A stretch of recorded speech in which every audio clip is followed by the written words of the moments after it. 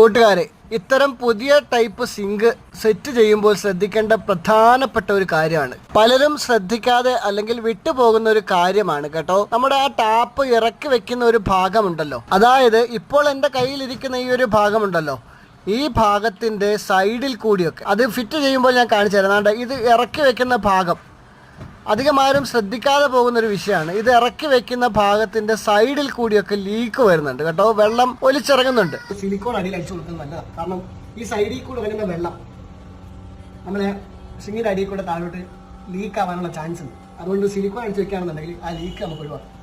ഇത്തരം സിങ്കുകൾ വ്യാപകമാവുന്നതേ ഉള്ളൂ. ഫിറ്റ് ചെയ്യുന്നവർ പ്രത്യേകം ശ്രദ്ധിക്കുന്നത് നന്നായിരിക്കും. ഇതാ നോക്കിയേ, നമ്മൾ കഴുകുമ്പോഴൊക്കെ ദാണ്ട് ഈ ഭാഗത്തൊക്കെ വെള്ളം വീഴുമല്ലേ, അപ്പോൾ ആ സൈഡിൽ കൂടെ ഒലിച്ചിറങ്ങും. അതാണ് ശ്രദ്ധിക്കേണ്ടത്. ദാ കൂട്ടുകാരെ, ഇതിന്റെ അടിഭാഗത്ത് ഒരു തുള്ളി വെള്ളം ലീക്കില്ല കണ്ടോ. അപ്പോൾ ഇത്തരം കാര്യം ശ്രദ്ധിക്കാൻ മറക്കണ്ട. ഓക്കെ.